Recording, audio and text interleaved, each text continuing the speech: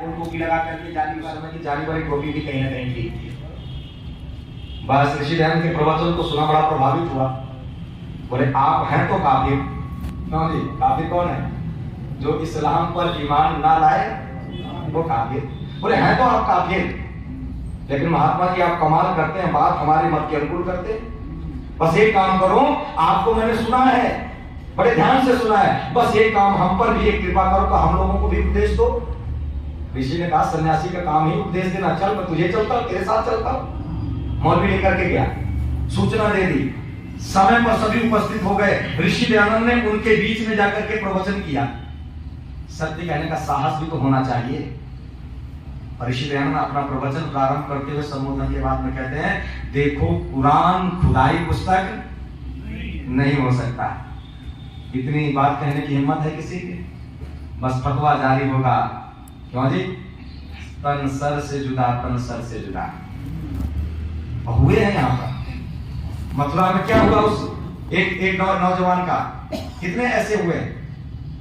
बस यहाँ जैसे ही ऋषि ने कहा देखो कुरान खुदाई पुस्तक नहीं होगा हो सकता, वहां तो शोर मच गया। किस काफिर को ले आया? ये तो हमारा ही खंडन कर रहा है। लेकिन जो मौलवी लेकर के आया था हाथ जोड़ करके खड़ा हो गया और कहने लगा, बाबा दयानंद मैं तो आपको समझ ही नहीं पाया, आप किस मिट्टी के बने हैं? कल उनके यहाँ थे, उनका खंडन, आज मैं लेकर के आपको हमारी खटिया खड़ी कर दी। ऋषि दयानंद क्या कहते हैं, सुन भाई, कल मैंने उनका नमक खाया था, उनके आंगन में चौके में गंदगी देखी तो वहां सफाई करना प्रारंभ कर दिया। आज मैंने तेरा नमक खाया है, तेरे आंगन में चौके में गंदगी देखी तो तेरे यहाँ सफाई करना प्रारंभ कर दिया। क्यों? क्योंकि दयानंद जिसका नमक खाता है उसकी बजाता है, क्योंकि दयानंद नमक हलाल है, दयानंद नमक हराम नहीं है। उस मौलवी ने क्या कहा था?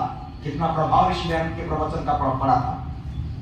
वो मौलवी कहता है, ऋषि दयानंद हम आपके प्रवचन को सुनकर के क्रोधित नहीं है, अभी तो हमें प्रसन्नता हो रही है। यदि आपका ये प्रवचन नहीं होता तो हमें सच्चाई का भी पता नहीं चलता।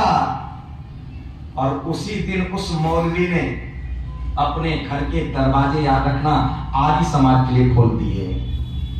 और आर्य समाज की जो प्रथम स्थापना हुई है वहां दानदाताओं की सूची लगी है, और सबसे पहले दानदाताओं की सूची में एक नाम है, किसी हिंदू का नहीं, किसी और किसी का नहीं है। यदि किसी का नाम है तो वहां पर एक मुसलमान का अल्लाह रखा रहमतुल्लाह सोना वाला उस समय 5000 की राशि, 5100 की राशि दान में दी थी। लोगों ने पूछा ये राशि क्यों दी है? नाम के लिए? बोले नाम के लिए देना होता तो किसी भी संस्था में जाकर के दे सकता था। ये दान मैंने आर्य समाज को ऋषि दयानंद को इसलिए दिया है कि ऋषि दयानंद को मैंने जो सुना है तो मैं कह सकता हूं, यदि संसार की दशा और दिशा को कोई बदल सकता है तो ये बदल सकते हैं। जागरूक कोई संस्था है तो ये संस्था है, इसलिए मैंने आर्य समाज को 5100 रुपए की राशि दान दी है। तो ऋषि दयानंद ने तो अपना सर्वस्व में छावर कर दिया। इसलिए क्या कहा, मनुष्य को सर्वश्रेष्ठ बनाने का एक लक्षण है, और क्या है? राष्ट्र हित बलिदान। जब राष्ट्र की आवश्यकता पड़े तो बलिदान देने में कभी पीछे, लेकिन है क्या?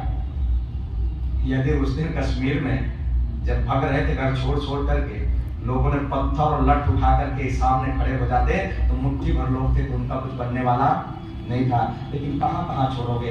कश्मीर छोड़ दिया, अफगानिस्तान, ईरान, इराक, ये सब कुछ छोड़ करके ही तो चले जा रहे हो, इसमें सीमित होते चले जा रहे हो। अब इसे भी छोड़ना पड़ा तो जाओगे कहां? यदि मुसलमानों के साथ संकट आता है, उनके बहुत सारे देश है, वहां चले जाएंगे।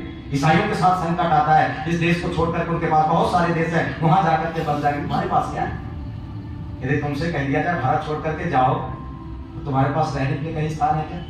बस एक ही स्थान मुझे दिखाई देता है, या तो बंगाल की खाड़ी में जाकर के डूब करके मर जाना, या हिंद महासागर में जाकर के प्राणों को समाप्त कर देना। इसके अतिरिक्त तुम्हारे पास कोई बोलो साधन नहीं है। इसलिए जागरूक हो जाओ। और ऋषि दयानंद की दूसरी जन्म शताब्दी पर आर्य समाज और ऋषि दयानंद जगाने का काम कर रहे हैं। आप जागरूक हो जाओ, समय बहुत अधिक हो रहा है, हमें ट्रेन भी पकड़नी है। ये चला चली का मेला है, फिर कभी आपके दर्शन होंगे। आप सब लोगों ने सुना, आप सभी का हृदय से धन्यवाद। ओम शांति।